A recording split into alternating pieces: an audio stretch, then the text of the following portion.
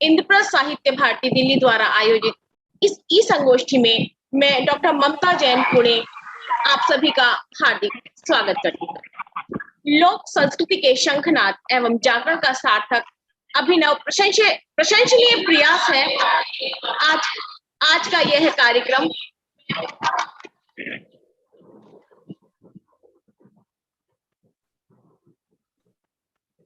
लोक संस्कृति के शंखनाद एवं जागरण का सार्थक एवं अभिनव प्रशंसनीय प्रयास है आज का यह कार्यक्रम। समग्रता में विशिष्टता, जीवन में उत्कृष्टता तथा परिवेश में दिव्यता की मांगलिकता का अनुभव कराती है लोक यात्राएं। दिल्ली के संदर्भ में इनकी विशेष प्रासंगिकता इसलिए भी है, इसलिए चिंतन मनन मंथन करना आवश्यक है क्योंकि दिल्ली का परिवेश सांस्कृतिक से अधिक आज व्यापारिक और राजनीतिक हो गया है। ग्राम में जीवन का आधुनिकीकरण हो गया है और चतुर्दिक की हरितमा में कंक्रीट जंगल बन गया है। ऐसे में ये लोक यात्राएं परस्पर सम्मिलन, सहभागिता, उत्साह व उमंग के साथ भक्ति एवं संस्कृति का अद्भुत संगम होती है। और दिल्ली के निकट गुड़गांव में जब मैं थी तो वहां शीतला माता जी की यात्रा या जहां मेरा जन्म स्थान है वहां गुग्गा पीठ तो सरदार समन्वय का अद्भुत आदर्श था। तो इस लोक यात्राओं पे आधारित इस कार्यक्रम का हम विधिवत प्रारंभ करते हैं। इस ऑनलाइन कार्यक्रम में हम ऑनलाइन मंचासीन करते हैं। सर्वप्रथम आज के कार्यक्रम के अध्यक्ष पद को अलंकृत करने वाले परम आदरणीय इंद्रप्रस्थ साहित्य संस्थान के अध्यक्ष, बीजेडी कॉलेज दिल्ली के प्रोफेसर डॉक्टर अवजिनेश अवस्थी जी को कार्यक्रम में अपनी आशीष रश्मियों से हमें ऊर्जास्वित करेंगे। अखिल भारतीय साहित्य परिषद हरियाणा के अध्यक्ष आदरणीय डॉक्टर सारस्वत मोहन मनीष जी, अपनी उन्नत वैचारिक संपदा से युक्त हमारे वक्तागण समादरणीय डॉक्टर राम अवतार शर्मा जी, अध्यक्ष श्री राम सांस्कृतिक शोध संस्थान एवं डॉक्टर हरींद्र जी, प्राध्यापक हिंदू कॉलेज, सभी का हम यहाँ अक्षर पुष्प और शब्दहार से सभी का स्वागत करते हैं और ऑनलाइन मंचासीन होने का अनुरोध करते हैं। आज के कार्यक्रम के पृष्ठ में जिनका श्रम प्रणम में है ऐसे आदरणीय श्री प्रवीण आर्य जी, कार्यक्रम के संयोजक श्री बीके गर्ग जी और सह संयोजक आदरणीय कुमकुम झा, सभी का इस मंच पर हार्दिक वंदन अभिनंदन। कार्यक्रम का विधिवत प्रारंभ हम परिषद के गीत से करेंगे और परिषद गीत के लिए मैं आमंत्रित कर रही हूँ कंठ कोकिला श्रीमती सुनीता जी को। सुनीता जी से मेरा अनुरोध है कि आप परिषद का गीत प्रारंभ कर कार्यक्रम का भी शुभारंभ करें मंगल ध्वनियों से। सुनीता जी। सभी को एक मिनट, ममता जी यूट्यूब पे डाल दिया, यूट्यूब से कनेक्ट कर दिया? हाँ जी। रिकॉर्डिंग भी हो रही है जी, यूट्यूब पे ही हो रही है, रिकॉर्डिंग तो नहीं हो पा रही है। रिकॉर्डिंग आप कीजिएगा, है ना?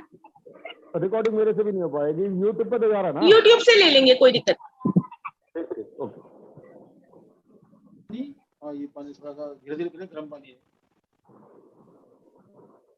सभी को सादर नमस्ते। आज के इस आयोजन के लिए साधुवाद है और अब मैं कार्यक्रम की शुरुआत परिषद गीत करती हूँ। सभी का स्वागत है।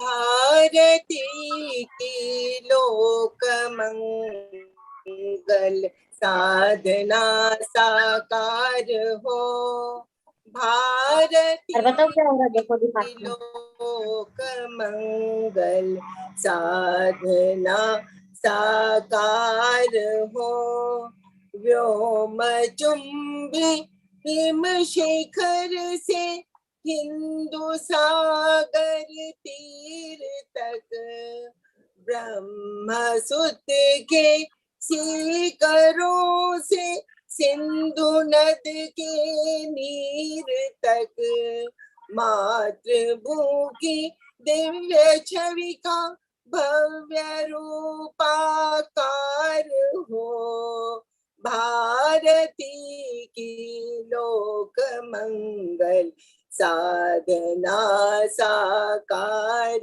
हो, जब की वेदना से हो परिष्कृत तूलिका, बन गई आदर्श जग का काव्यमय भूमिका,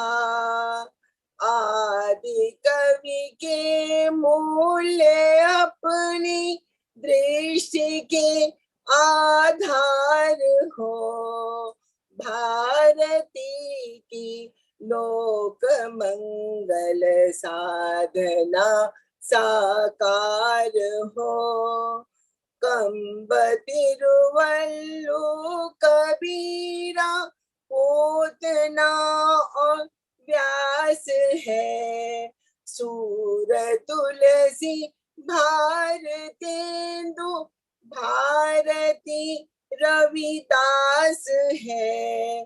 आत्मविस्तृत विस्मृत चेतना में प्राण का संचार हो, भारती की लोक मंगल साधना साकार हो।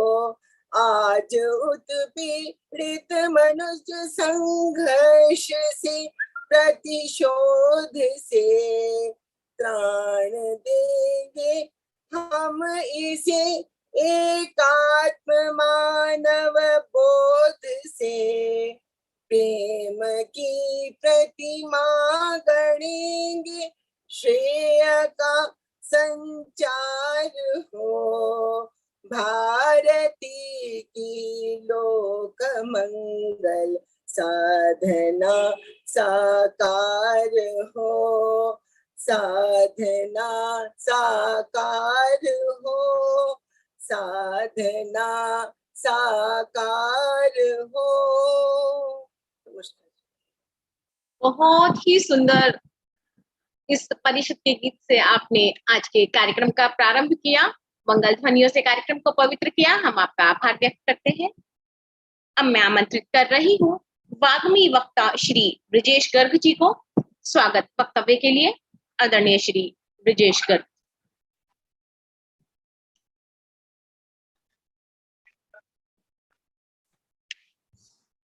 नमस्कार, मैं ब्रजेश गर्ग आज इस इंद्रप्रस्थ साहित्य भारती संबंध अखिल भारतीय साहित्य परिषद की ई संगोष्ठी, जो कि भारतीय लोक परंपराओं पे आधारित है, उसकी मैं आप लोगों का हार्दिक स्वागत और अभिनंदन करता हूं। सर्वप्रथम डॉक्टर उमेश चतुर्वेदी जी का हार्दिक स्वागत और अभिनंदन है।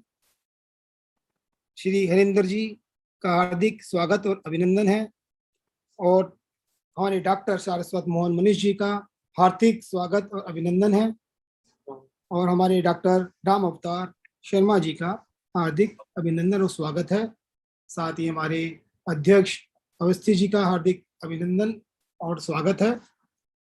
हमारे इस कार्यक्रम के श्रृंखला को मोतियों के रूप में जोड़ने वाले हमारे कर्म योगी कर्मठ श्री प्रवीण आर्य जी का हार्दिक स्वागत और अभिनंदन है। नीलम राठी जी का हार्दिक स्वागत अभिनंदन है। ममता जी का और अक्षय जी का हार्दिक अभिनंदन स्वागत है। आप सभी इस संगोष्ठी से जुड़े हुए सभी शिष्य जो कि संस्थान से जुड़े हुए हैं, इसके अलावा जो भी कार्यकर्ता, सभी का हार्दिक अभिनंदन और स्वागत है। देश में सभी प्रांत से जहाँ से जो लोग जुड़े हैं, उन सबका हार्दिक अभिनंदन स्वागत है। और इस संगोष्ठी के एक गूगल लिंक में आपको एक फॉर्म मिलेगा जो कि आपको भरना है, जिससे कि इस संगोष्ठी से जुड़े होने का एक प्रमाण पत्र सबको ई प्रमाण पत्र से प्रेम भेंट किया जाएगा। आप कृपया उस फॉर्म को जरूर भरिए। अब मैं सभी का हार्दिक अभिनंदन स्वागत करते हुए इस संगोष्ठी को आगे बढ़ाने की प्रार्थना करता हूँ। धन्यवाद आदरणीय श्री ब्रजेश गर्ग जी। हमारे कार्यक्रम में हमारे सभी विद्वत श्रोतागण भी हमसे जुड़ चुके हैं। हम यहाँ सभी का अभिनंदन करते हैं, स्वागत करते हैं। कार्यक्रम में प्रथम वक्ता के रूप में मैं आमंत्रित कर रही हूँ तेजस्वी प्रतिभा के धनी वाणी भूषण श्री उमेश चतुर्वेदी जी। मेरा अनुरोध है कि आज कार्यक्रम के प्रथम वक्ता के रूप में आप अपना उद्बोधन हमें दें। आदरणीय श्री उमेश चतुर्वेदी। उमेश चतुर्वेदी जी उपस्थित नहीं हुए हैं। आप सुनीता जी को वक्तव्य के लिए बुलाओ 5 मिनट के। इनको सुनीता बुग्गा जी को 5 मिनट के लिए जी दे दो। मैं आदरणीय श्रीमती सुनीता बुग्गा जी से अनुरोध करती हूँ कि आप आज के कार्यक्रम में प्रथम वक्तव्य प्रस्तुत करें। सभी को सादर नमस्ते। आज का विषय बहुत ही अच्छा है। के संदर्भ में कुछ मैं आर्य समाज से संबंधित लोक यात्रा के विषय में बताऊंगी आपको। इसका संदर्भ हम स्वामी श्रद्धानंद की शोभा यात्रा से लेते हैं, जो कि दिल्ली में बहुत ही प्रसिद्ध है और बहुत वर्षों से चल रही है। सबसे पहले मैं नमन करती हूँ अपने सरस्वत मनीषी जी को, आचार्य जी को और उपस्थित सभी लोगों को। स्वामी श्रद्धानंद जी आर्य समाज के बहुत बड़े समाज सुधारक रहे हैं। उन्होंने गुरुकुल व्यवस्था जो थी, गुरुकुल प्रणाली का आरंभ किया था और प्रसिद्ध गुरुकुल कांगड़ी यूनिवर्सिटी जो है आजकल, उसका हरिद्वार में उन्होंने उसको स्थापित किया था गुरुकुल को। स्वामी श्रद्धानंद ने शुद्धि का आंदोलन जो था वो विशेष रूप से आरंभ किया था। उस समय बहुत लोग धर्मांतरण हो रहा था लोगों का, और स्वामी श्रद्धानंद जी स्वामी दयानंद के बाद अत्यंत लोकप्रिय आर्य समाजी नेता के रूप में आए, आर्य समाज के प्रवर्तक के रूप में आए।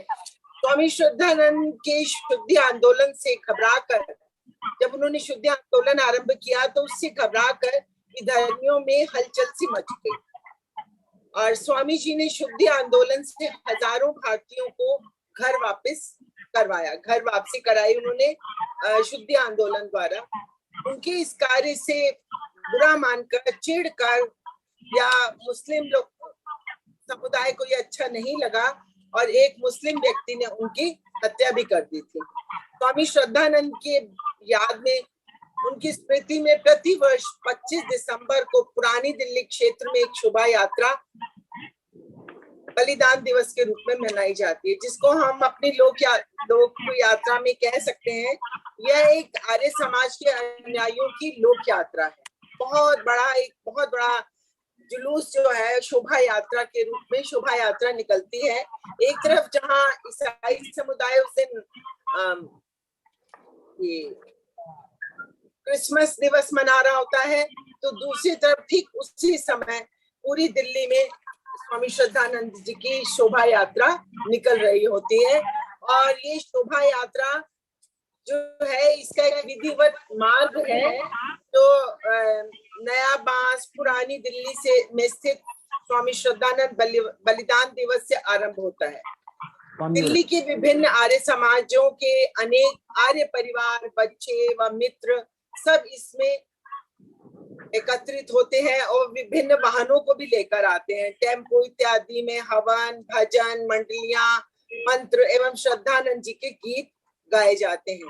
पुरानी दिल्ली की तंग गलियों से, रास्तों से निकलते हुए ये लाल किला और रामलीला मैदान में जाकर समाप्त हो जाती है ये शोभा यात्रा। शोभा यात्रा के रास्ते में विभिन्न समुदायों के लोग यात्रियों को फूल मालाओं, फल इत्यादि और अन्य खाद्य सामग्री से अभिनंदन करते हैं। एक अत्यंत मनोहारी दृश्य होता है जिसमें धर्म तो कहीं बहुत पीछे छूट जाता है और मानवता के नाते हम सब एक दूसरे से स्नेह से मिलते हैं, एक दूसरे को अभिवादन करते हैं। और समापन स्थल होता है इसका लाल किला रामलीला मैदान में। आर्य नेताओं के वहां उद्बोधन होते हैं, सामूहिक भोज होता है और इस प्रकार शोभा यात्रा संपन्न होती है। आज ये लोक में स्थापित होकर दिल्ली में एक बहुत बड़ी लोक यात्रा बन चुकी है और इसका बहुत ही महत्व है आर्य जगत। धन्यवाद। आपने हमें स्वामी श्रद्धानंद जी की लोक यात्रा का विस्तृत वर्णन किया और सामूहिक ऊर्जा का प्रवाह इन लोक यात्राओं में देखा जा सकता है, आपने बताया। आपका धन्यवाद। और मैं प्रवीण जी से पूछना चाहती हूँ, क्या हमसे हरिंद्र जी जुड़ चुके हैं? जी हाँ जी, हरिंद्र जी जुड़ चुके हैं। जी जी हाँ जी। मैं आमंत्रित कर रही हूँ डॉक्टर हरिंद्र कुमार जी को, जो हिंदू कॉलेज में सहायक प्राध्यापक है, देश विदेश की प्रतिष्ठित पत्र पत्रिकाओं में जिनके 50 से भी अधिक लेख प्रकाशित हो चुके हैं। सुरुचि प्रकाशन में 2008 से 2020 तक जिन्होंने अपना साहित्यिक अवदान दिया है और अब न्यासी मंडल के सदस्य हैं।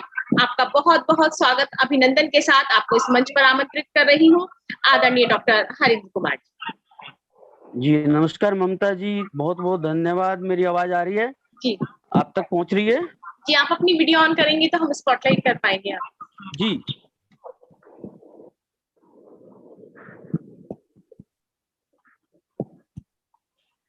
हाँ जी जी हाँ जी, सबको वीडियो ऑन के अध्यक्ष जी, हरिंदर जी, प्रोफेसर जी जी जी सर, आवाज आ रही है? हाँ आ रही है। अब वीडियो ऑन है, ठीक है, करिए। आ रही है, आवाज आ रही है, आ रही है। हाँ जी। प्रोफेसर सारस्वत मोहन मनीषी जी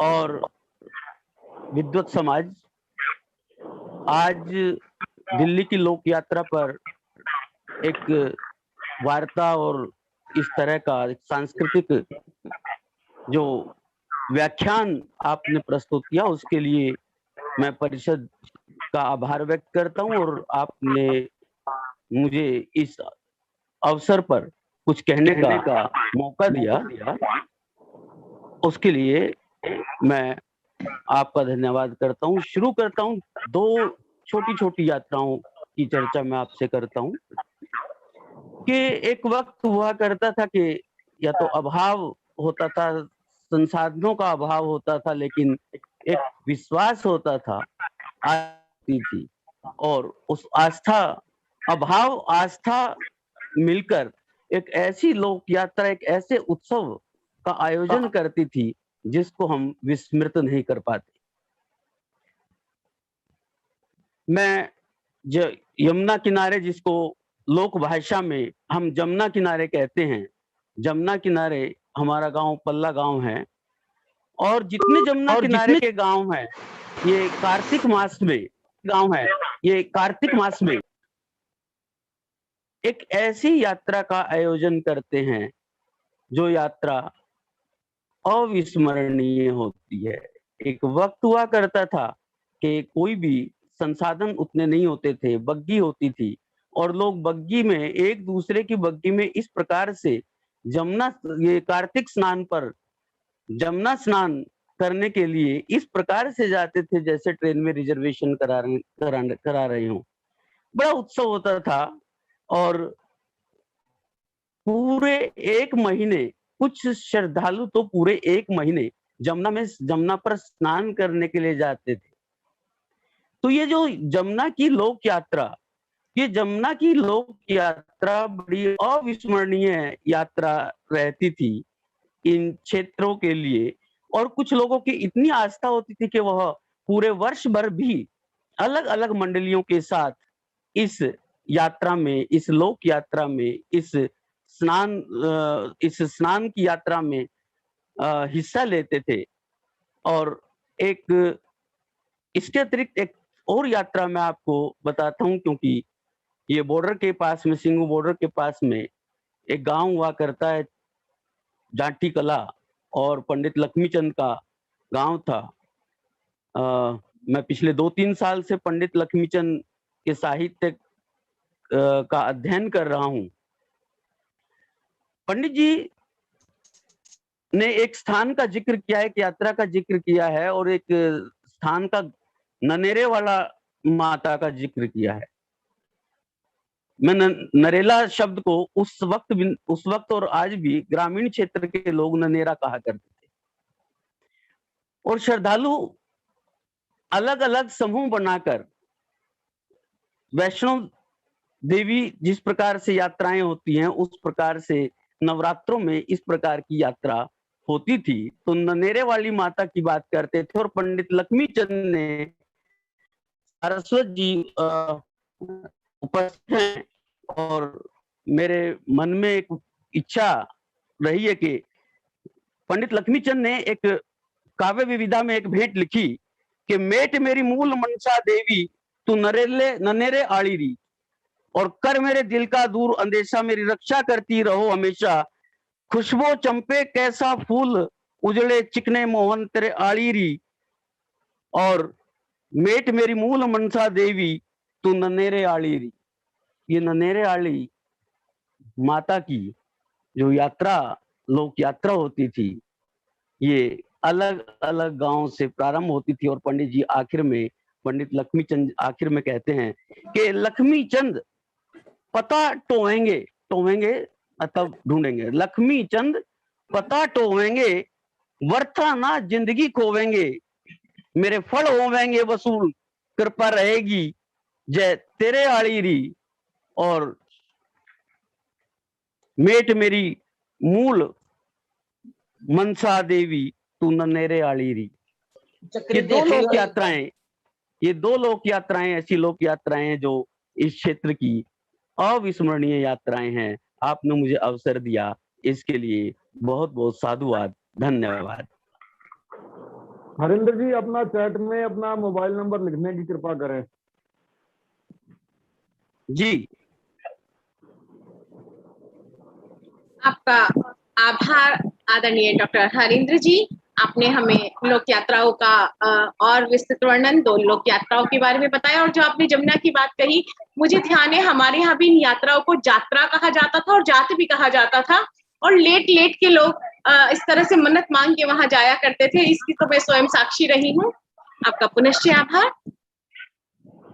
अब मैं आमंत्रित कर रही हूँ प्रवीण जी, हमारे से उमेश जी जुड़ चुके हैं क्या? आदरणीय उमेश जी? नहीं, उमेश जी नहीं जुड़े हैं। जी मैं आगे।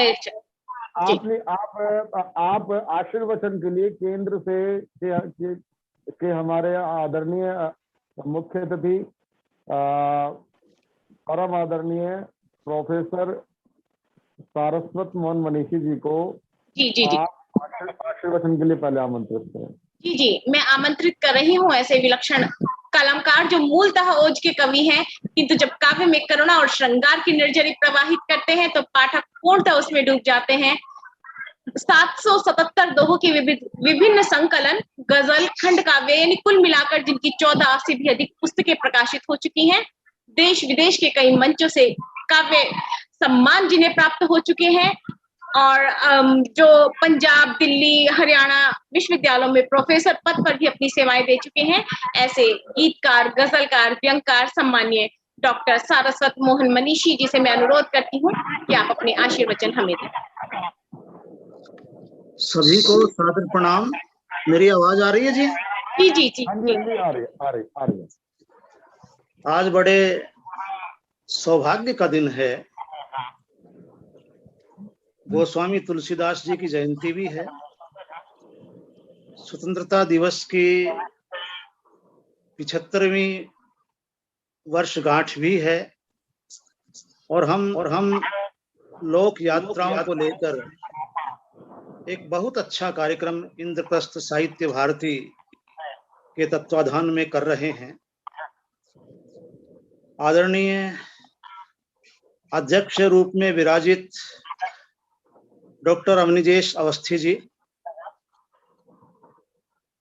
मेरे अग्रज श्रेष्ठ और गांव की दृष्टि से मेरे गांवोली डॉक्टर रामावतार शर्मा जी, मेरे प्रिय भतीजे प्रवीण आर्य जी, सुनीता बुग्गा जी, ममता जैन जी, मेरे अनुज श्रेष्ठ डॉक्टर हरेंद्र जी, मैं ब्रजेश जी, सभी को प्रणाम करता हूं। लोक में जो आलोक फैलाता है वो कालांतर में लोक देव बन जाता है। लोक यात्राएं परंपरा की, संस्कृति की, जीवन के उच्च जीवन मूल्यों की, इन सब की संवाहिका है, परिवर्धिका है, संरक्षिका है। भारतवर्ष में पूरे भारतवर्ष को एक सूत्र में बांधने का कार्य ये लोक यात्राएं करती हैं। आज चूंकि दिल्ली के विशेष संदर्भ में हम लोक यात्राओं की चर्चा कर रहे हैं, सुनीता बुग्गा जी ने स्वामी श्रद्धानंद जी के बलिदान दिवस को लेकर एक बहुत ही सुंदर लोक यात्रा का लोमहर्षक वर्णन किया। मैं भी 1978 से उस लोक यात्रा के अंग संग रहा हूं। टाउन हॉल पर स्वामी श्रद्धानंद जी का बहुत बड़ा स्टैचू बना हुआ है। इस यात्रा में उत्साह देखते ही बनता है। स्वामी श्रद्धानंद जी को एक विधर्मी के हाथों अपना बलिदान देना पड़ा। उस स्थिति को देखकर मेरा मन द्रवित हुआ। रोलट एक्ट का विरोध करते हुए, भीड़ को चीरते हुए एक 6 फुट 2 इंच ऊंचा सन्यासी सबको पीछे धकेलता हुआ आता है और कहता है कि निहत्थे लोगों पर गोलियां चलाने का कोई औचित्य नहीं है। यदि गोलियां चलानी है, संगीन भोंकनी है तो मेरी छाती में भोंकिए। और गोरखों की संगीने वहां पर झुक गई। उस सन्यासी के वाणी में, उसके मुखमंडल पर तेज को देखकर कोरी गोरी सरकार कांप गई। तब मैं एक गीत लिखा। मैंने उस गीत की 4 पंक्तियां सुनाता हूं। बढ़ेंगी चारों ओर से ही देशभक्त टोलियां, चलाओ हम पे गोलियां, चलाओ हम पे गोलियां। कभी नहीं डरेंगे हम, कभी नहीं डरेंगे हम, कभी नहीं मरेंगे हम, कभी नहीं मरेंगे हम। कलाइयों पे मोलियां हैं, मस्तकों पे रोलियां, चलाओ हम पे गोलियां, चलाओ हम पे गोलियां। ये आलोक किसने दिया? बहुत सुंदर। ये सारी की सारी हिम्मत किसने दी? ये संस्कार किसने दिए? ये परंपरा के रक्षक कौन बनकर आया? इसका केवल एक ही उत्तर है कि ये लोक देवता और लोक यात्राएं, चाहे वो लोक भाषा में हो या मानक भाषा में हो, सब में हमारी ऊर्जा को ऊर्जस्वित करती है। जहां उत्सव होता है वहीं उत्सव होता है। तो ये सारा का सारा उत्सव, लोक यात्राओं का उत्सव, जब यमुना है हमारे यहाँ, तो अब तो एक और लोक उत्सव जुड़ गया है। छठ पूजा पर आप देखिए कितना कितना उत्साह, कितना आनंद। कार्तिक पूर्णिमा के स्नान पर 15-15 दिन, एक महीने लोग गाते हैं, बजाते हैं, स्नान करते हैं भयंकर सर्दी में। उस वक्त तो कार्तिक का स्नान इतना ठंड के अंदर हुआ करता था। अब तो खैर सर्दी का थोड़ा सा प्रकोप कम है। तो आज मैं आपको एक अनोखी लोक यात्रा जो दिल्ली में है, सिंघू बॉर्डर पर है, भाई हरेंद्र जी ने एक अन्य लोक यात्रा की चर्चा की, मैं एक अन्य लोक यात्रा की चर्चा करता। और ये सारा का सारा हमारी लोक यात्रा समझिए इसको। हम किसी पंथ, मजहब इसके साथ न लेकर ये भारत की लोक यात्रा के संदर्भ में इसको देखें कि जहां खड़ा है शीश तान कर आज शान से गुरुद्वारा, वहां कभी इतिहास हथेली पर जलता था अंगारा। शीश कटे थे कभी जहां पर जालिम हंसकर नाचे थे, शीशगंज की पुण्य धरा पर मंत्र निराले बांचे थे। सिर बोए थे जहां विहस कर आज वहां गुरबाणी है, सत्य मनीषी कहे समय की कलम बड़ी कटखानी है। सन 1675 औरंगजेब का शासन था।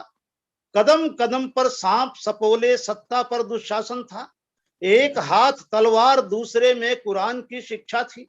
धर्म धुंध से घिरा, नहीं मिलती प्राणों की भिक्षा थी। स्वत्व बचाने खातिर जजिया टैक्स चुकाना पड़ता था। हंसों को कौओं के आगे शीश झुकाना पड़ता था। कश्मीरी पंडित भूलुंठित होकर शरण चले आए। तेग बहादुर जी के आगे अश्रुथाल भर कर लाए। जालिम शासक हमसे पावन धर्म छीनना चाह रहा। तिलक जनेऊ मंत्र गाय गुरु सभी बीनना चाह रहा। पुरखों की पवित्रता कैसे दुष्ट भेड़ियों को दे दें। निज सतीत्व के बदले कैसे भ्रष्ट आचरण को ले लें। राम कृष्ण के वंशज हैं हम, धर्म हमारी थाती है। नस नस में परंपरा बहती, म्लेच्छों से घिनाती है।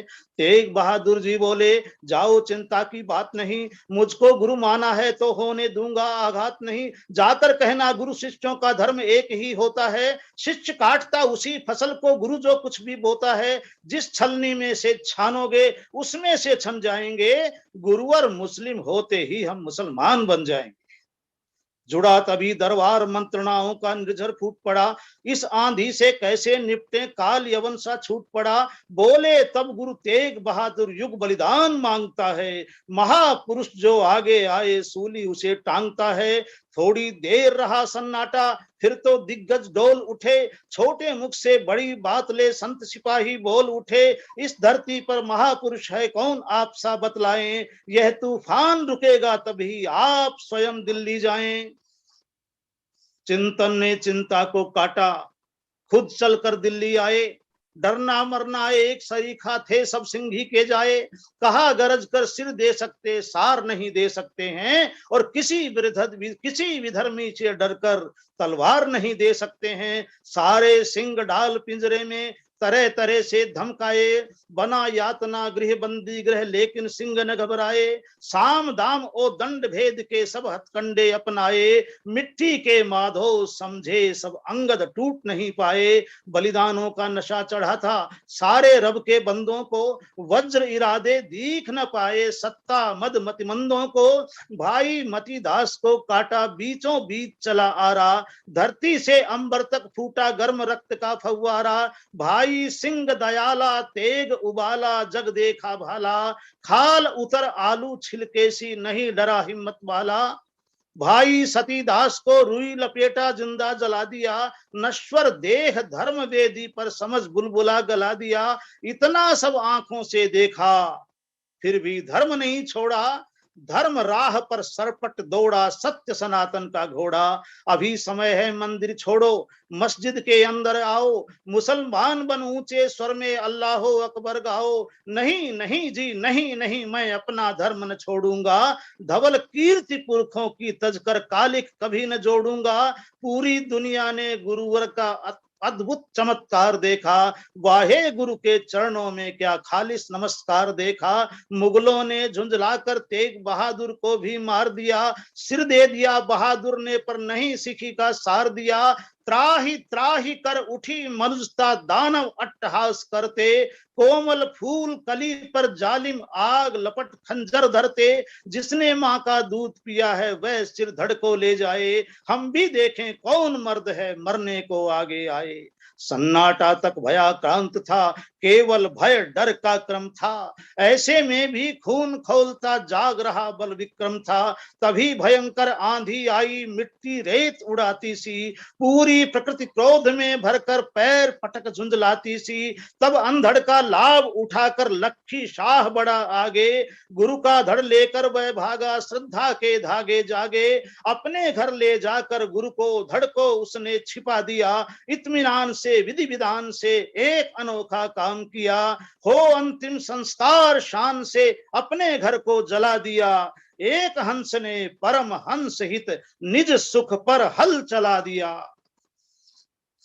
सब कुछ भस्म हो गया, गुरु की भस्मी शीश लगा ली थी। सुनकर जग पागल हो जाए ऐसी नींद जगा ली थी। भाई जैता हिम्मत करके गुरु का शीश उठा भागा, जाना है आनंदपुर साहब मन में यह विचार जागा। कपड़े में सिर को लपेट कर हवा हवाई कर बैठा, एक सांस में 20 कोस तक दौड़ा, सिर पग धर बैठा। पीछे मुगल सिपाही आए, गढ़ी गांव को घेर लिया, पूरा गांव कत्ल कर देंगे ये अंधा आदेश दिया। अभी वक्त है सिर लौटा दो, सबको माफ करेंगे हम, अन्यायी कहते थे सबका ही इंसाफ करेंगे हम। पूरा गांव एक स्वर में बोला हम सब कट जाएंगे, शीश हिंद की चादर का है क्यों पीछे हट जाएंगे। करना है जो भी कर लेना लेकिन शीश नहीं देंगे, यहाँ सभी कायर रहते हैं यह लज्जा शीश नहीं लेंगे। तभी एक स्वर गूंजा ठहरो कत्ले आम नहीं होगा, शीश चाहिए शीश मिलेगा, गढ़ बदनाम नहीं होगा। अपने बड़े पुत्र को लेकर बाप हवेली में आया, शीश काट कर सौंपा सुत को, वह था सिंघी का जाया। वे दादा कुशाल सिंह थे, दहिया जिनका गोत्र रहा, अपना शीश समर्पित करके बलिदानों का मार्ग गहा। भाई जैता उसी रात में ले गुरुजी का शीश गया, एक गढ़ी ने लिखा रक्त से सिर देकर इतिहास नया। वही गढ़ी कालांतर में बन गई कुशाल गढ़ी सुंदर, अब तक भी मेला भरता है गुण गाएगा मनवंतर। बड़ खालसा नाम से जाना जाता है वह तीर्थ स्थल, सिंघू बॉर्डर निकट खड़ा है, सिंघू बॉर्डर निकट खड़ा है, पावन गुरु का घर निश्चल। तो एक तीर्थ यात्रा बड़ खालसा कुशाल सिंह दहिया, जिन्होंने एक ऐसा अनोखा कार्य किया, हमारे लिए बहुत बड़े तीर्थ स्थल के रूप में अपनी दिल्ली में है। दिल्ली में और बहुत सारे स्थान हैं, और जैसे हमारे राष्ट्रीय संगठन मंत्री माननीय श्रीधर पराड़कर जी ने अपने वक्तव्य में पिछली बार कहा था कि सारी लोक यात्राओं, सारी लोक देवताओं, सारी लोक भाषाओं का समन्वय करके हम प्रांतानुसार शोध करें और ये शोध ग्रंथ छपे और पूरा का पूरा लोक को लेकर एक विश्वकोश बने। इससे बढ़िया योजना क्या होगी। समय बहुत तेजी से भाग रहा है और मैं केवल और केवल केंद्रीय प्रतिनिधि के नाते आप सबसे निवेदन करना चाहता हूं कि इंद्रप्रस्थ भारती के सभी योद्धा अपने अपने क्षेत्र में ऐसे तीर्थ स्थलों को, ऐसी लोक यात्रा के केंद्रों को, ऐसे लोक देवताओं के आलोक को ढूंढकर उन्हें लिपिबद्ध करें और उसके बाद हमारे संगठन मंत्री जी का सपना साकार हो। इन्हीं कामनाओं के साथ 12 पंक्तियां और निवेदित करता हूं, क्योंकि मूलतः कवि हूं और मेरा भाषण भी कवितामय ही होता है कि लोक में आलोक जो फैला रहा है, लोक में आलोक जो फैला रहा है, लोक का वह देवता कहला रहा है। एक ही विश्वास श्रद्धा भावना से चोट वह इहलोक की सहला रहा है। स्थान उसका क्षेत्र में पहला रहा है, बाल बच्चों को सजग बहला रहा है। लोक यात्राएं करें उस स्थान की हम, नित्य नव आशीष से नहला रहा है। और अंत में आप निज निज लोक देवों को मनाएं, साधना के चरण पर माथा झुकाएं, नाचते गाते हुए जाएं वहां पर, स्रोत सुख का है वही संतोष पाएं। हमें बहुत संतोष मिलेगा। और आज चूंकि स्वतंत्रता दिवस है और मुझे एक पुस्तक पढ़ने को मिली जिसका नाम है लोक देवता नेहरू, और इसके लेखक हैं राष्ट्रकवि श्री रामधारी सिंह जी दिनकर। तो जब एक प्रधानमंत्री को लोक देवता माना जा सकता है, हालांकि कुछ विवाद हो सकते हैं, कुछ सहमति असहमति हो सकती है, तो हम अपने सैनिकों को, अपने अमर बलिदानियों को, अपने अमर शहीदों को, इनको भी लोक देवता मानकर और इनके जन्म स्थानों को केंद्र में लेकर, और हाँ, मुझे याद आया कि अपने नरेला के पास एक अलीपुर गांव है, और अलीपुर गांव में लगभग 90-95 पहलवान 1857 के आसपास अखाड़े में कुश्ती कर रहे थे, जोर कर रहे थे, और साथ साथ भारत माता की जय, वंदे मातरम के नारे भी लगा रहे थे। तभी अंग्रेजों ने पूरे अलीपुर को घेर लिया और उन दुष्टात्माओं ने उन 90-95 पहलवानों को गन्ने की तरह कोल्हू में पेर दिया। वो स्थान हमारे लिए क्या किसी तीर्थ स्थल से कम महत्व रखता है? उस स्थान पर भी जाएं, बहुत बड़ा शिलालेख लगा हुआ है। मैं तो वहां पर 3-4 कवि सम्मेलन करके आया हूं पूरी टीम लेकर।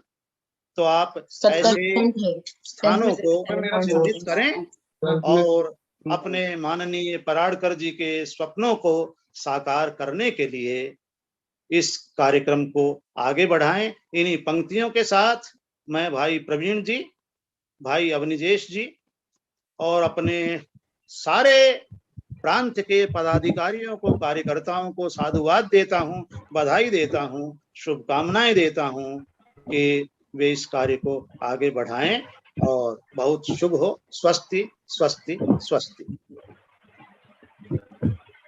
आदरणीय सारस्वत मोहन मनीषी जी, मैं आपके चरणों में प्रणाम करती हूँ। आपको सुना, सच में शब्दों की सुंदर भाषा में भाव भरे अनमोल, सुनकर गदगद हो गए, नाच उठे मनमोर। आपने अपनी वाणी सौरभ से इस पूरे मंच को सांस्कृतिक सुरभि से सुवासित कर दिया है। हम आपका आभार व्यक्त करते हैं। और आपने ये जो सुझाव दिया, मुझे अच्छा लगा कि निश्चित रूप से हमें सैनिकों के जन्मस्थली को तीर्थ बना देने चाहिए, क्योंकि आज अगर हम आजादी का अमृत महोत्सव बना रहे हैं तो इनके बसंती चोले ने ही मांगों को चूनर दिया है। तो हम तो इनको नमन करते हैं, लेकिन ये सुझाव सच में प्रणम्य है, स्तुत्य है। जी, सबसे अनुरोध है अपना जरा जी माइक बंद रखें। जी, हम कार्यक्रम को आगे गति देते हैं। मैं मंच पर अब आमंत्रित करूंगी अगले क्रम में डॉक्टर राम अवतार शर्मा जी को, जिनके नाम में ही राम नहीं है, जिनका समस्त व्यक्तित्व और कृतित्व राममय है। श्री राम सांस्कृतिक शोध संस्थान के अध्यक्ष, भारत सरकार द्वारा गठित रामायण सर्किट के अध्यक्ष है और भारत सरकार के आयकर विभाग से वरिष्ठ अधिकारी के रूप में सेवानिवृत्त होने के बाद पिछले 48 वर्षों से लगातार राम के तीर्थों पर शोध कर भगवान राम की यात्रा के 290 स्थलों को जिन्होंने त्रेता युगीन स्मारक तीर्थ के रूप में सुस्थापित करने का महनीय प्रयास किए हैं, ऐसे प्रख्यात मनीषी, चिंतक, विचारक डॉक्टर राम अवतार शर्मा जी को मैं आमंत्रित कर रही हूँ। उनके दिव्य वचनों के साथ आमंत्रित हैं डॉक्टर राम अवतार शर्मा जी।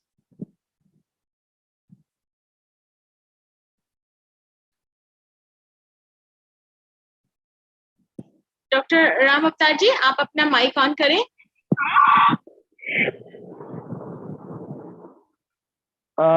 हाँ डॉक्टर साहब, माइक ऑन कीजिए, अपना माइक ऑन कीजिए।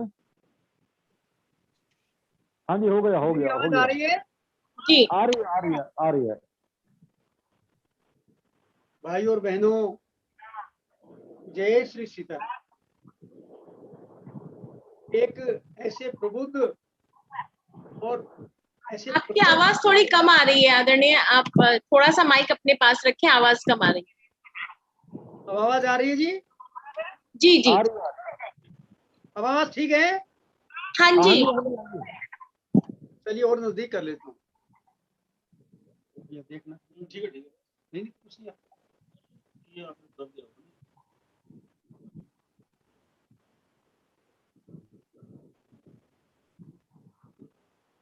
ऐसे ऐसे ममता जी रिकॉर्डिंग हो रही है ना? हाँ जी मेरी आवाज आ रही है? जी जी जी बिल्कुल स्पष्ट है। राम भक्त भाई और बहनों, आप सबके मन मंदिर में बैठे श्री सीताराम जी को मैं प्रणाम करता हूँ। बंधुओं, ये अपने इस संस्थान को इंद्रप्रस्थ साहित्य भारती को मैं हृदय से बधाई देता हूँ कि आपने बहुत ही महत्वपूर्ण मुद्दा उठाया है। ये दिल्ली अत्यंत महत्वपूर्ण भारत का स्थल है, लेकिन इसके इतिहास के बारे में अभी तक बहुत कम जानकारी है। आप लोगों ने इस तरह का जो कार्य आरंभ किया है, उसके लिए आप सब बधाई के पात्र हैं। आदरणीय भाई सारस्वत मनीषी जी मेरे तो गामोली भाई हैं, मुझे इनका बहुत स्नेह और आशीर्वाद मिलता है। आदरणीय प्रवीण जी, अवस्थी जी, मैं अपना विचार यात्राओं के बारे में आपके समक्ष प्रस्तुत कर रहा हूं। यदि हम शोध की दृष्टि से देखें तो दो प्रकार के यात्री होते हैं। एक ऐसे होते हैं जिन्हें हम पर्यटक कहते हैं, जो केवल मौज मस्ती के लिए जाते हैं, और एक होते हैं तीर्थ यात्री। यदि इनका आंकड़ा अनुपात में देखें तो जो धार्मिक पर्यटन है ये भारत में आज भी 98% है, और केवल 2% है जिसके लिए सारे लोग लगे हुए हैं कि तीर्थाटन की चिंता नहीं, लेकिन पर्यटक आए बाहर से, उनके लिए हम सब व्यवस्थाएं करें। मैं समझता हूं इस विषय में धार्मिक पर्यटन पर जिस तरह का जोर दिया जा रहा है, उसको और व्यवस्थित करने की आवश्यकता है। इसके लिए समाज और सरकार दोनों को आगे आना चाहिए। धार्मिक पर्यटन भी दो प्रकार के हैं। एक है विशेष यात्राएं और एक है विशेष तीर्थों पर जाना। दिल्ली में एक नहीं अनेक तीर्थ हैं, लेकिन अभी बहुत से लोगों के ध्यान में नहीं है। उन तीर्थों में यहाँ के प्राचीन मंदिर हैं, और यात्रा की दृष्टि से जैसे सभी लोग अभी अपनी बात कह रहे थे, विभिन्न प्रकार की यात्राएं होती हैं। ये यात्राएं केवल हमारे इतिहास से जुड़ी नहीं है, ये यात्राएं मंदिरों के साथ भी होती हैं। यदि हम दिल्ली के प्राचीन मंदिरों की ओर दृष्टि डालें तो अनेक मंदिर हैं जिनके बारे में जन सामान्य के मन में बहुत श्रद्धा है। और जैसे भाई अभी मनीषी जी बता रहे थे, सारस्वत जी, कि गांव गांव से इस तरह की यात्राओं का आयोजन होता था, तो उन मंदिरों की दृष्टि से हम देखें तो हमारे जो पुराना किला है उसमें भैरव मंदिर अत्यंत प्राचीन है, और आज भी प्राचीन काल से जो परंपरा चली आ रही है उसका निर्वहन होता है, और बहुत बड़ी संख्या में यात्रा के रूप में गांव गांव से लोग यहाँ आकर अपनी मन्नत मांगते हैं। इसी तरह से हमारे प्राचीन मंदिरों में कालका जी का मंदिर बहुत मशहूर है। कालका जी में भी सबकी मान्यताएं पूर्ण होती हैं, और बहुत बड़ी संख्या में यात्रा के रूप में यहाँ श्रद्धालु आते हैं। इसी तरह से कनॉट प्लेस में हनुमान मंदिर है, बहुत बड़ी संख्या में लोग आज भी वहां जाते हैं, और ये एक तरह से धार्मिक पर्यटन ही है। और बंधुओं, जो जमुना जी के किनारे यमुना बाजार में जो हनुमान जी का मंदिर है, उसका तो कहना ही नहीं, इतनी भीड़ रहती है उसमें, इतनी दूर दूर से लोग अपनी मन्नत मांगने आते हैं। ये सब हमारे ऐतिहासिक स्थल हैं। इसी तरह से बिरला मंदिर यद्यपि बहुत प्राचीन नहीं है, किंतु इसमें भी पर्यटक भी और धार्मिक दृष्टि से भी बड़ी संख्या में लोग आते हैं। बिरला मंदिर के बारे में मैं एक बात विशेष रूप से कहना चाहूंगा। जब ये मंदिर बनने का एक विचार चला, उस समय बहुत बड़े व्यापारी वर्ग सब तरह से सहयोग करते थे। मंदिर बनाना, धर्मशाला बनाना, ब्याहू बनाना, उस समय व्यापारियों का एक तरह से अपने मन की इच्छा से बहुत बड़ा होता था। लेकिन बंधुओं, आज उस विचार में कुछ कमी आई है। अब यदि हम धर्मशाला भी बनाते हैं तो उसमें भी व्यापारिक दृष्टिकोण कहीं ना कहीं आ जाता है। इसलिए बिरला मंदिर यद्यपि हमारा एक बहुत बड़ा श्रद्धा का केंद्र है, तो उससे प्रेरणा लेकर हमें व्यापारी वर्ग को, जो हमारे प्राचीन हमारे पूर्वजों ने जो धारणा बनाई थी, उसका अनुपालन हमें आज भी करना चाहिए।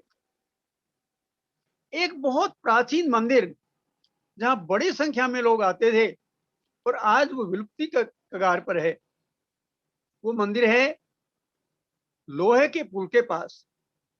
बंधुओं, मैं तो लगभग 50 वर्ष से, बल्कि 55 वर्ष से दिल्ली में हूं। उस मंदिर की बहुत मान्यता है, लेकिन वो धीरे धीरे अपना महत्व खोता जा रहा है। ये मंदिर कभी मुस्लिम काल में तोड़ा गया था, उसके बाद बाहर भक्तों ने बनाया। आज भी उसका महत्व है। वहां से अगर बैठकर अनुभव किया जा सके तो वहां से ऊर्जा आज भी निकलती है, लेकिन समाज ने उसकी उपेक्षा की और मंदिर अब विलुप्ति की कगार पर है। तो मैं तो ये अनुरोध करूंगा कि इस तरह के जो प्राचीन मंदिर हैं और विलुप्ति की कगार पर हैं, उनका हमें ध्यान करना चाहिए। कभी एक समय था कि यहाँ भी बहुत बड़ी संख्या में लोग दर्शन पूजन के लिए यात्रा के रूप में आते रहे हैं। इसी तरह चांदनी चौक में लाल मंदिर है, भगवान शिव का मंदिर है। शिव पार्वती का ये बहुत प्राचीन और प्रसिद्ध मंदिर है। यहाँ भी न केवल चांदनी चौक बल्कि बहुत दूर दूर से लोग यात्रा के रूप में यहाँ आते रहे हैं। दूसरी ओर देखें, शीशगंज गुरुद्वारा और अपना जो कनॉट प्लेस में गुरुद्वारा है, ये हमारे ऐतिहासिक स्थल हैं। इन पर भी समाज, विशेष रूप से सिख समाज, बहुत बड़ी संख्या में आज भी जाता है और एक कुछ तो नियम बनाकर जाते हैं कि एक महीने में, एक सप्ताह में हमें वहां जाना है और माथा टेकना है। ये दोनों मंदिर ऐतिहासिक दृष्टि से, धर्म की दृष्टि से, जैसा भाई मोहन मनीषी जी ने अभी बताया, ये बहुत महत्वपूर्ण है। आपने जो नरेला के पास मंदिर बताया वो तो है ही है, लेकिन इन मंदिरों के बारे में भी, ये इन गुरुद्वारों के बारे में भी हम सबको ठीक से जानकारी होनी चाहिए। और मैं अनुभव करता हूँ ये संगठन इस कार्यक्रम के माध्यम से इन सब की जानकारी सब समाज को दे रहा है, आगे भी देता रहेगा। एक मंदिर बहुत महत्वपूर्ण, लेकिन मैं समझता हूँ वो धीरे धीरे ओझल हो रहा है। तो अब तो सरकार ने उस पर कब्जा कर लिया है। पृथ्वीराज चौहान की बेटी बेला ने मंदिर बनवाया था वजीराबाद के निकट। बंधुओं, वो मंदिर तोड़कर उसका कुछ और बनाया गया। मस्जिद का रूप तो नहीं दिया जा सका, लेकिन उसको एक मुगल कालीन भवन के रूप में उसको देने का प्रयास किया। पृथ्वीराज की बेटी बेला ने यह मंदिर बनवाया था जब वो वजीराबाद के निकट यमुना स्नान के लिए आती थी। बंधु, दुख की बात है कि इस मंदिर को अधिकांश समाज भूल गया है और अब तो वहां पूजन करने भी नहीं जाते। मुस्लिम समाज ने कई बार इस मंदिर पर कब्जा करने का प्रयास किया, लेकिन हिंदू समाज ने उसको रोक तो दिया। लेकिन आज भी उस मंदिर को जो प्रतिष्ठा मिलनी चाहिए वो अभी तक नहीं मिल सकी। इन मंदिरों के साथ साथ बंधुओं, जैसे हमारे पूर्व वक्ताओं ने अलग अलग यात्राओं के बारे में अपनी बात कही।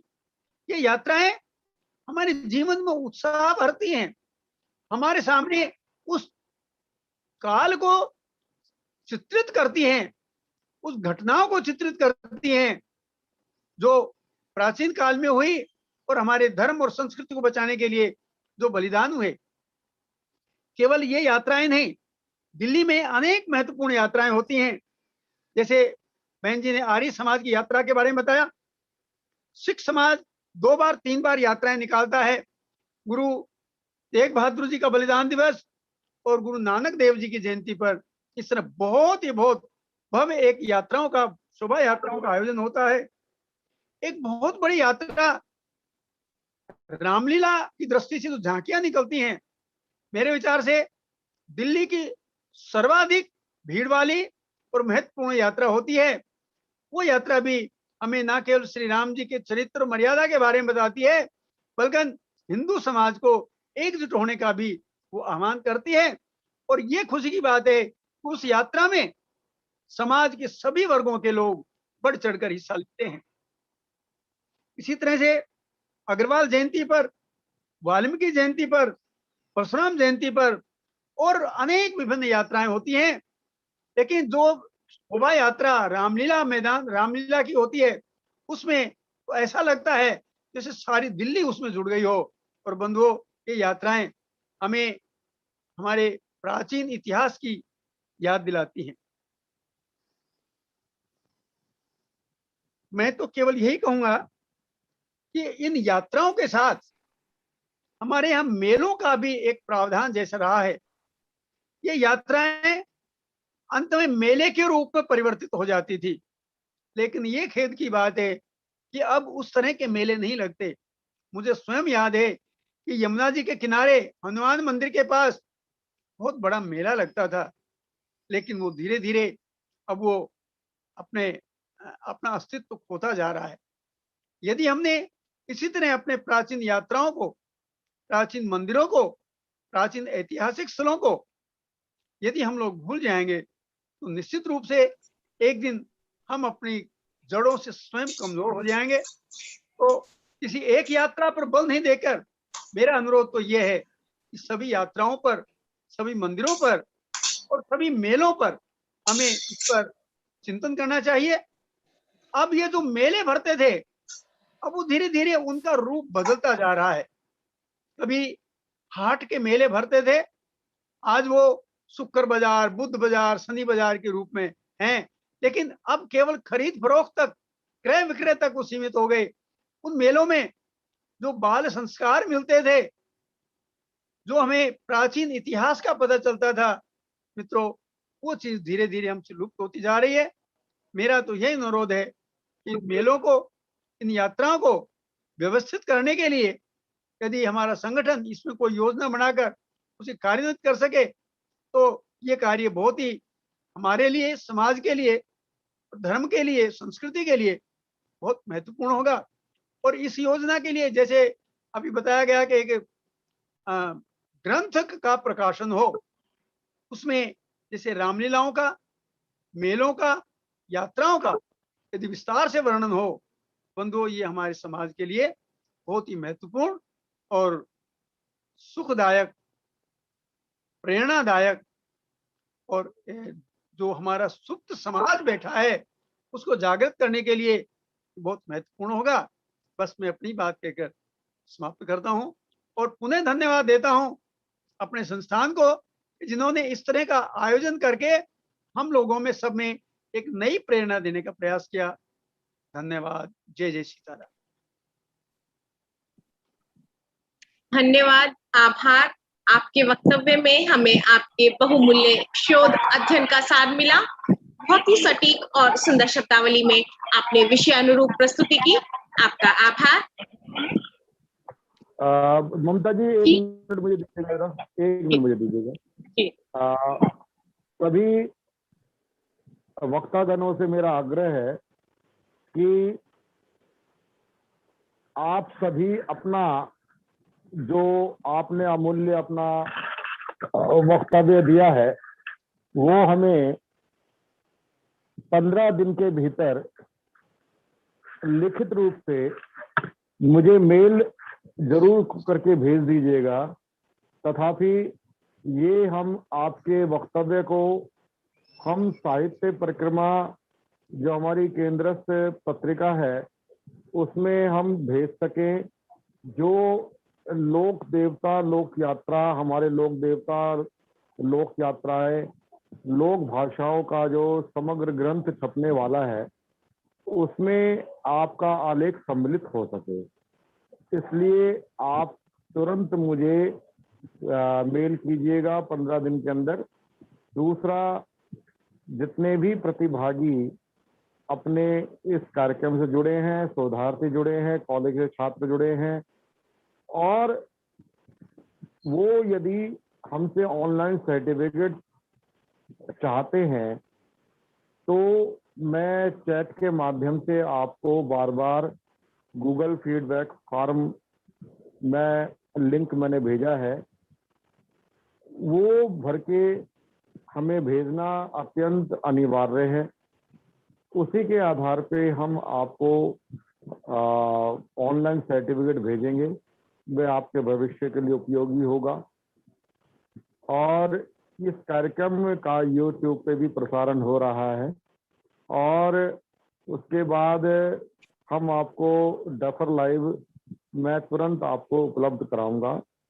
और इस कार्यक्रम की भूरी भूरी प्रशंसा पहले हमारे संगठन मंत्री जी पिछले कार्यक्रम की कर चुके हैं, और निश्चित तौर पे पिछले कार्यक्रम से भी श्रेष्ठ कर ये कार्यक्रम सिद्ध होने जा रहा है।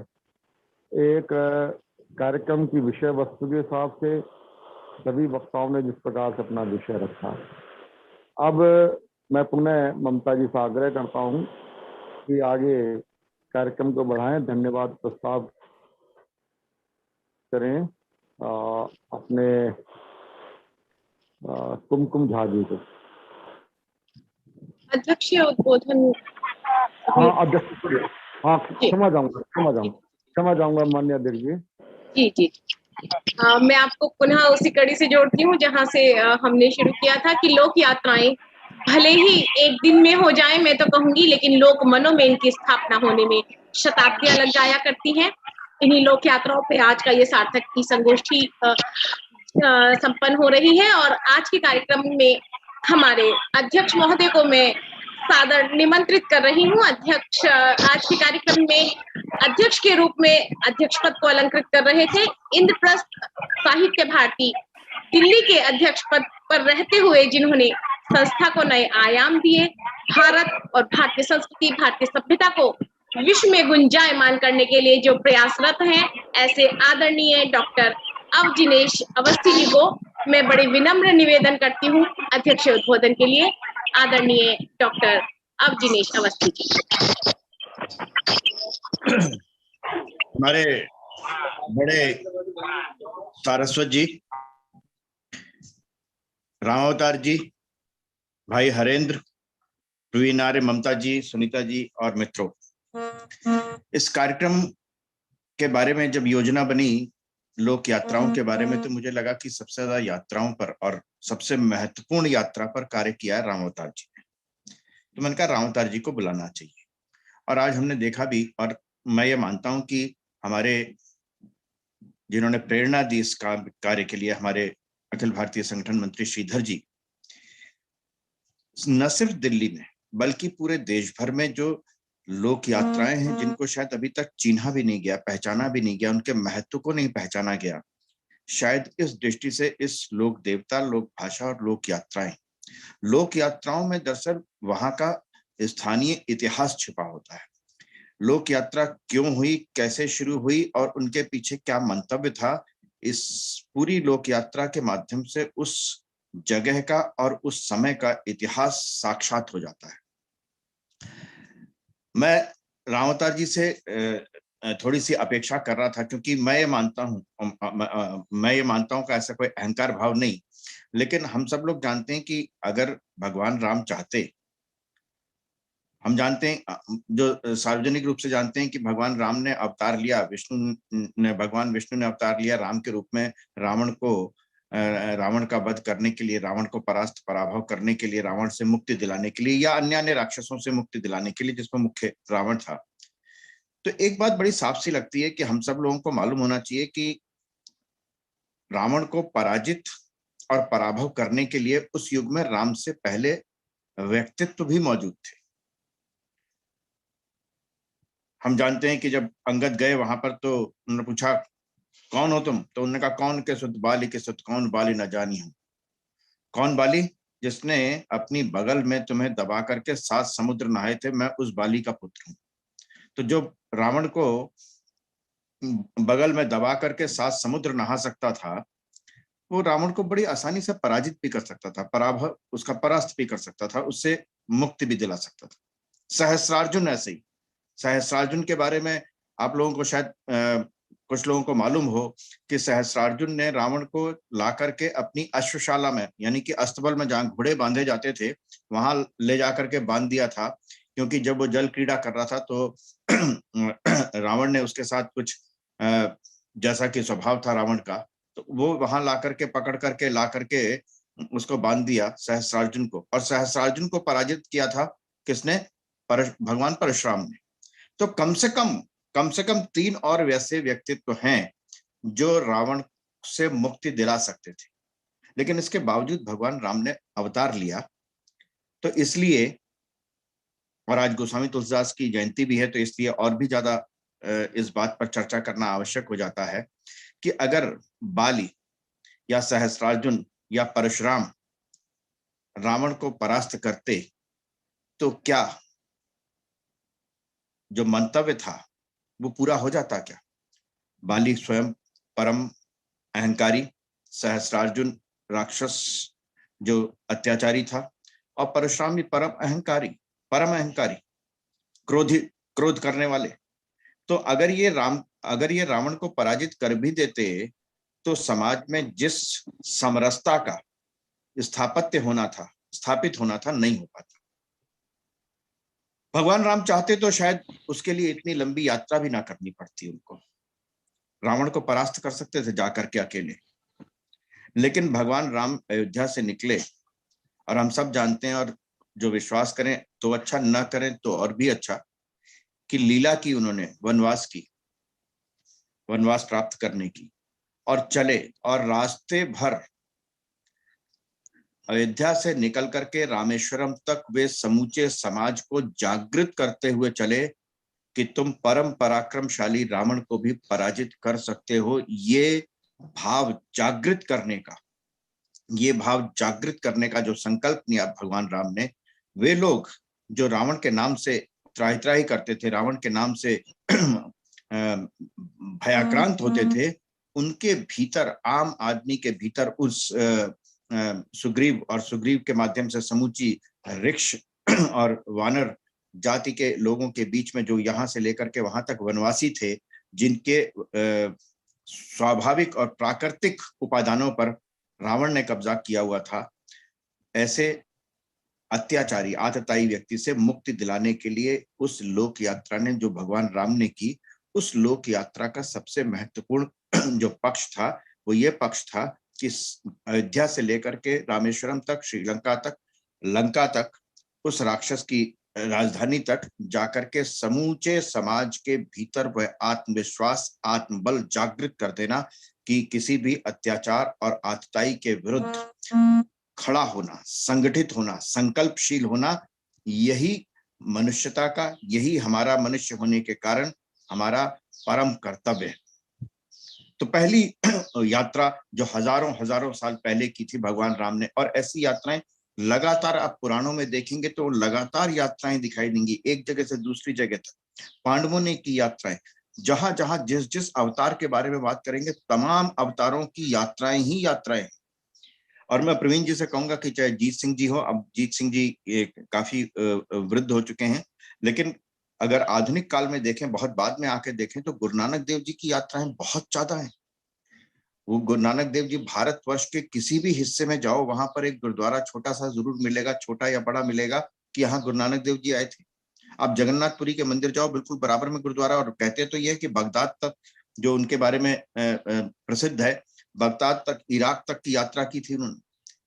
तो समूचा भक्ति आंदोलन के जितने संत हैं, जितने भक्त कवि हुए, वे सब अनंत यात्री हैं, यात्रा करते हैं, लोगों के बीच में जाते हैं। इस लोक यात्राओं का संग्रह करने का जो मूल मंतव्य मेरे हिसाब से हो सकता है वो ये है कि लोक में प्रचलित संस्कारों का, लोक में प्रचलित व्यवहारों का, लोक में प्रचलित विश्वासों का संग्रह करके भारतवर्ष के उस मूल स्वभाव तक पहुंचना, जहां भारत वास्तव में वो मानचित्र हमारे सामने आता है, जहां पर जिस अतीत से, जिस विरासत से, जिस चीज से हम जुड़ना चाहते हैं, जहां से हम जानना चाहते हैं कि उस 5000 साल पहले से लेकर के 10,000 साल पहले से लेकर के आज तक भारत के बीच, भारत वह सनातन अभी तक जागृत है, वह सनातन जीवित है। क्योंकि तमाम जो देश हैं, आप जानते हैं कि जहां से शुरू हुआ वहां से लेकर यहाँ तक धर्मांतरित होते गए, और आज अखंड भारत का अगर देखें तो आज अफगानिस्तान में जो हालत है वो कभी भारत का हिस्सा था, भारत ही था। कंधार, काबुल, ये सब हमारा हिस्सा था। लेकिन भारतवर्ष में उस सनातन जीवित है। तो भारत के उस लोक के भीतर जो जीवित संस्कार हैं, विश्वास हैं, जो स्वभाव है उनका, प्रकृति के साथ रहने का, जो सहज मानवता का, वो उन यात्राओं के बीच से नजर आता है। मैं एक दो बातें कह करके और अपनी बात समाप्त करूंगा। एक सच्चिदानंद हीरानंद बादशाह अज्ञेय लेखकों की यात्रा भी करते थे। जय जानकी यात्रा और भागवत भूमि यात्रा दोनों उनके ग्रंथ प्रकाशित भी हैं, जिनमें लेखकों को लेकर के, रचनाकारों को लेकर के वो जय जानकी यात्रा लगभग उन्हीं जगहों से गुजरे जहां पर श्री राम से संबंधित समूचे स्थल हैं, और भागवत भूमि यात्रा कृष्ण के जीवन से संबंधित मथुरा से लेकर के वृंदावन के बीच के समूची जो स्थितियां हैं, जो स्थल है, वहां पर जाकर के रहना, वहां की स्थानीय लोगों के उन मतों को, उन विश्वासों को जानने का प्रयास करना, जो अब तक पीढ़ी दर पीढ़ी हजारों वर्षों तक अभी तक जीवित हैं। गोविंद मिश्र का एक उपन्यास है जो यात्रा पर, ये यात्रा वृत्तांत तो बहुत सारे लिखे गए हैं, लेकिन एक उपन्यास है ब्रज 84 की यात्रा, धीर समीरे, वो पूरे उस यात्रा पर ही आश्रित है। हम तो जानते हैं कि 4 धाम की यात्रा है, ब्रज 84 की यात्रा है, अयोध्या की यात्रा होती है, और लगभग हमारे हर तीर्थ के साथ एक यात्रा भी जुड़ी हुई है। हर तीर्थ के साथ एक यात्रा जुड़ी हुई है। छोटे से छोटे जो हमारे पर्व हैं, उत्सव हैं, उन सबके साथ कहीं ना कहीं लोग अपने निवास से, अपने गांव से लेकर के उस तीर्थ स्थान तक जाने का एक विस्तृत उसका, वो भी अपने आप में एक यज्ञ होता था। यात्रा भी अपने आप में यज्ञ था। मैं सिर्फ इतना कहना चाहता हूं कि साहित्य की दृष्टि से हम लोग साहित्यकार हैं, रचनाकार हैं। दिल्ली में होने वाली यात्राओं के साथ साथ उस यात्रा के मूल मंतव्य तक, उस यात्रा के भीतर जो वास्तव में जो मर्म छिपा हुआ है, जो सत्य है, जो उसके भीतर का जो नवनीत है, उस यात्राओं के भीतर का, उस नवनीत तक पहुंच करके हम उन यात्राओं के शुरू होने के मूल में क्या वास्तविक मंतव्य थे, उस मंतव्य तक पहुंच करके वास्तव में उन यात्राओं में से ऐसी महत्वपूर्ण यात्राओं को कई बार पुनर्जीवित भी कर सकते हैं। कुछ यात्राएं बंद भी हुई होंगी, और जब यात्रा के बारे में हम लोग जानेंगे, जब यात्राओं का संग्रह भी करेंगे, तो हम सचमुच इस बात तक पहुंचेंगे कि इन यात्राओं के माध्यम से कैसे जो आज जो दूरियां बढ़ती जा रही हैं व्यक्तियों के बीच की, अभी तो हम परिवार कुटुंब प्रबोधन का कार्यक्रम भी शुरू कर रहे हैं कि लोगों के बीच में कैसे दूरी बढ़ती जा रही है, एक परिवार के सदस्यों के बीच में, तो समाज के बीच में तो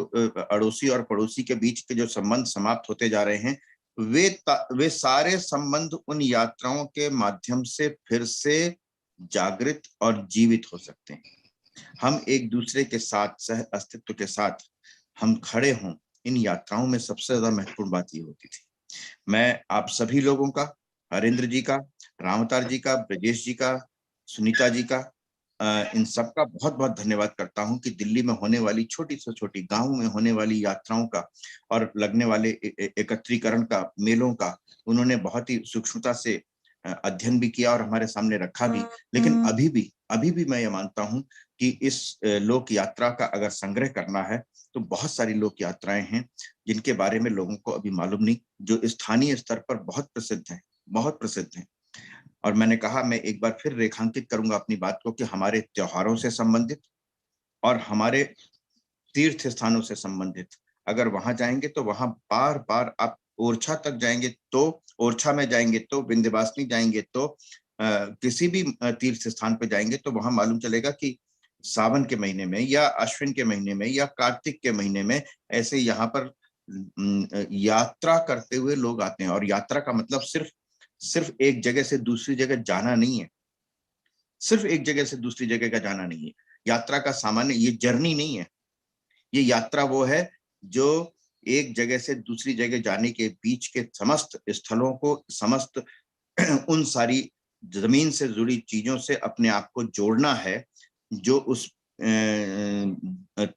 तीर्थ और यात्रा के दौरान पड़ती है।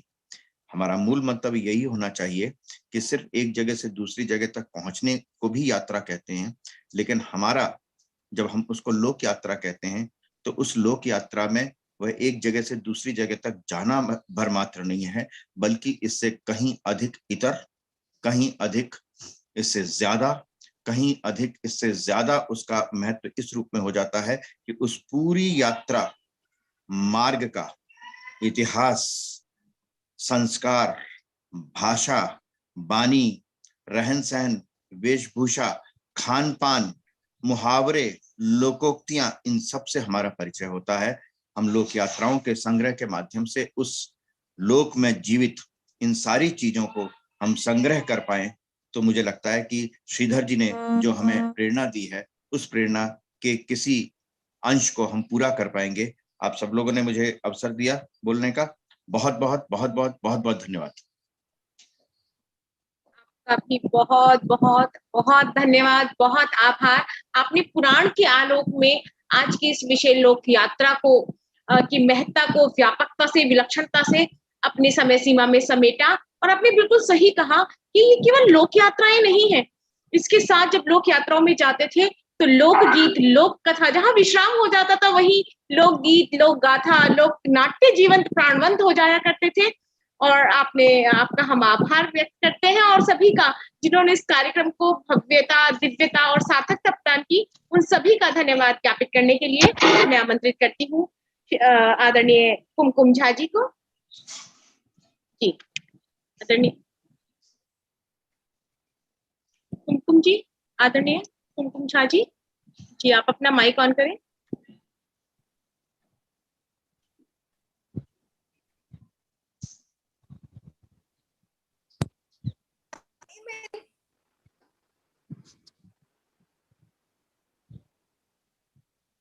क्या आप सब मेरी आवाज सुन पा रहे हैं? सभी को नमस्कार। जी सुन पा रहे हैं। जी जी जी। इंद्रप्रस्थ साहित्य भारती दिल्ली का विशेष आयोजन, इस विचार गोष्ठी में हम सभी ने हमारी लोक यात्राएं दिल्ली के विशेष संदर्भ में इस विषय वस्तु पर एक से बढ़कर एक वक्ताओं के वक्तव्य को सुना। संस्कृत का एक श्लोक है कि लोक यात्रा भयंग लज्जा दाक्षिण्यं त्यागशीलता पंच यत्र न विद्यन्ते न कुर्यात्र तत्र संस्थितिम। अर्थात जिस देश में जीविका का साधन लोक भय, लोक लज्जा, सरलता, त्याग, ये 5 चीजें ना हो, वहां कभी भी निवास नहीं करना चाहिए।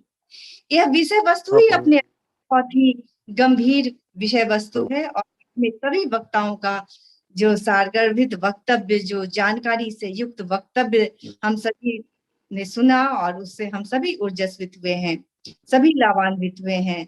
मैं आभार व्यक्त करती हूँ डॉक्टर हरेंद्र कुमार जी का, उनके वक्तव्य सभी ने सुना, आपका बहुत बहुत आभार। हमारी लोक यात्राएं दिल्ली के संदर्भ में, कैसे दिल्ली के आसपास की लोक यात्राएं कैसे हुआ करती थी और उससे संबंधित ढेर सारी जानकारियां हमें मिली, आपका बहुत बहुत आभार व्यक्त करती हूँ। आभार व्यक्त करती हूँ आदरणीय सारस्वत मोहन मनीषी जी का, जिनके वक्तव्य के आलोक से यह आलोकित हुआ। आभार, आपका बहुत बहुत आभार और धन्यवाद डॉक्टर सारस्वत मोहन मनीषी जी। डॉक्टर राम अवतार शर्मा जी का बहुत बहुत आभार और धन्यवाद व्यक्त करती हूँ। आपने बहुत ही सरल शब्दों में यात्रा के प्रकार को बता दिया और बहुत ही रोचक वक्तव्य से को हम सभी ने सुना। आपका बहुत बहुत आभार। श्री शिव प्रसाद जायसवाल जी का मैं बहुत आभार व्यक्त करती हूँ। मैं आभार व्यक्त करती हूँ संस्था के अध्यक्ष डॉक्टर जी का, अध्यक्षता में निरंतर एक से बढ़कर एक कार्यक्रम का आयोजन किया जा रहा है, जिनके मार्गदर्शन में किया जा रहा है, आपका बहुत बहुत आभार व्यक्त करती हूँ डॉक्टर अवनीजीत अवस्थी जी। मैं आभार व्यक्त करती हूँ सुनीता बुग्गा जी का, नीलम राठी जी का, श्री प्रवीण आर्या जी का, और कार्यक्रम से जुड़े सभी लोगों का बहुत बहुत आभार। कार्यक्रम के सफल संचालन के लिए ममता जैन जी का बहुत बहुत धन्यवाद। आपने कार्यक्रम की पूरी माला को बहुत ही बखूबी पिरोया है, आपका बहुत बहुत धन्यवाद और आभार व्यक्त करती हूँ। कार्यक्रम के संयोजन में जितने भी लोग हैं, आप सभी का बहुत बहुत आभार, बहुत बहुत धन्यवाद। और अंत में मैं इस विचार गोष्ठी से जुड़े सभी लोगों का मैं तहे दिल से आभार व्यक्त करती हूँ। बहुत बहुत आभार। केवल एक शुद्धिकरण के लिए, की जानकारी के लिए, डॉक्टर राम अवतार जी जो हमारे प्रमुख होता है जी, श्री जयपाल जी की आईडी से जुड़े थे। तो अच्छा अच्छा अच्छा, हाँ उनका जो आईडी था वो कुछ अलग था, मुझे लगा सो। कोई तो बात मैं उसके लिए माफी चाहूंगी।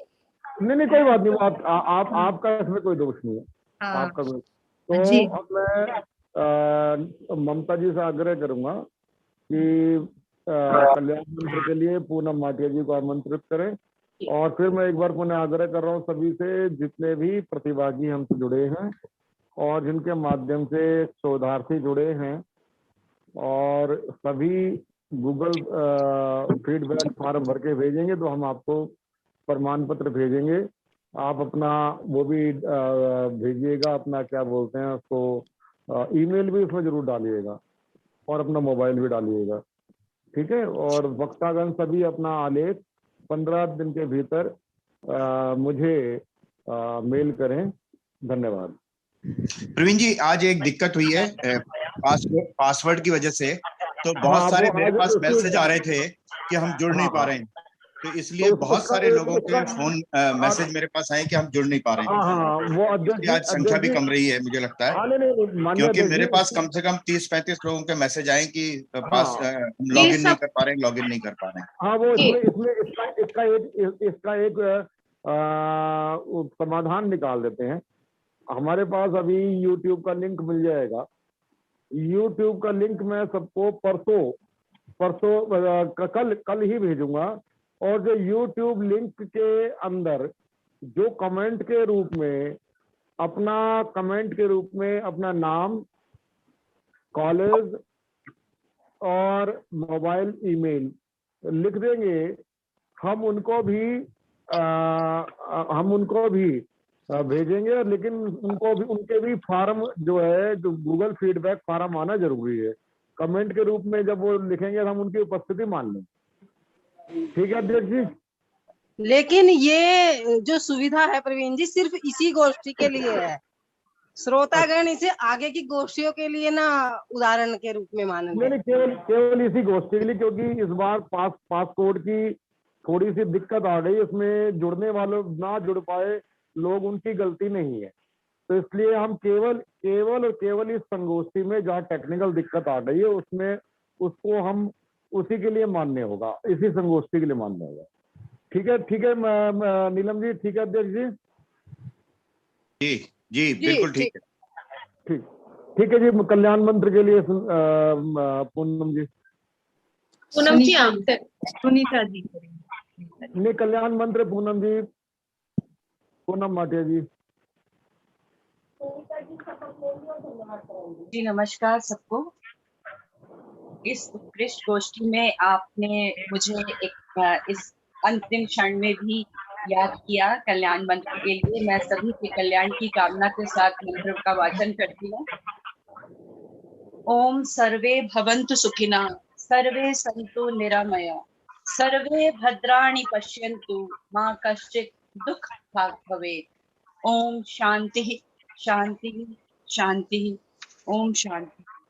ओम दयो शांति अंतरिक्ष शांति, पृथ्वी शांतिरापः शांतिरोषधयः शांति, वनस्पतयः शांतिर्विश्वदेवा शांति ब्रह्म शांति, सर्व शांति शांतिरेव शांति, सामा शांतिरेधि। ओम शांति शांति शांति। धन्यवाद। सभी को नमस्कार। आदरणीय चाचा जी, डॉक्टर सारस्वतमन मनीषी जी, और सभी सबसे बड़ी बात है कि आज कार्यक्रम के जो विषय वस्तु थी, विषय वस्तु के अनुसार सभी दृष्टिकोण से आज की संगोष्ठी बड़ी समृद्ध थी और इसके लिए सभी प्रतिभागियों ने बड़े संयम का परिचय दिया। बड़ी मुश्किल से लोग जुड़ पाए और आज के संगोष्ठी में जो थोड़ी सी टेक्निकल असुविधा के कारण दिक्कत के कारण आप लोगों को जुड़ने में जो असुविधा हुई है उसके लिए मैं क्षमा प्रार्थी हूँ। लेकिन सबसे बड़ी बात यह है कि आप इस कार्यक्रम को निर्बाध रूप से पूरा YouTube पर आप देख सकते हैं। अभी मैं आपको कल सुबह लिंक भेजूंगा, उसको थोड़ा एडिट वगैरह करके। और अगली जो हमारी संगोष्ठी रहने वाली है वो रहने वाली है, हम अगस्त के अंतिम सप्ताह में करेंगे और वो हमारा जो दिल्ली प्रदेश के एक प्रांत के रूप में विश्वविद्यालय क्षेत्र है उसकी ओर से करेंगे, लोक भाषाओं पर करेंगे। उस प्रकार से हमारा ये संपूर्ण विषय पूरा हो जाएगा। फिर उसके बाद सितंबर प्रथम सप्ताह में अखिल भारतीय संगोष्ठी इसी विषय पर इंदिरा गांधी कला केंद्र संस्कृति मंत्रालय के साथ मिलकर के फिजिकल होगी और इंदिरा गांधी कला केंद्र में ही होगी और उसको हम लाइव, YouTube लाइव सब करेंगे। उसके अभी वक्ता तैयार हो रहे हैं। तीन सत्रों में पूरे दिन का कार्यक्रम होगा और कुल 10 वक्ता होंगे। श्रीधर जी, ऋषि जी और स्वयं मैं। चर्चा चल रही है, तिथि का आपको जल्दी जानकारी मिल जाएगी। और ये केंद्र की इंदिरा गांधी कला केंद्र के साथ मिलकर के एक भव्य संगोष्ठी होने वाली है। सचिनंदन जोशी जी को बहुत अच्छा विषय लगा, उन्होंने खुद ही आगे बढ़ के कहा कि नहीं, हम इसको ऑनलाइन ही फिजिकल करेंगे। तो ये हमारे इस कार्यक्रम की सफलता का सूचक है। एक बार मैं पुनः सभी को साधुवाद करता हूँ। 5 मिनट के लिए सभी हम सब गपशप कर सकते हैं, उसके बाद हम मीटिंग लीव करेंगे। सभी एक दूसरे को गपशप कर सकते हैं एकदम।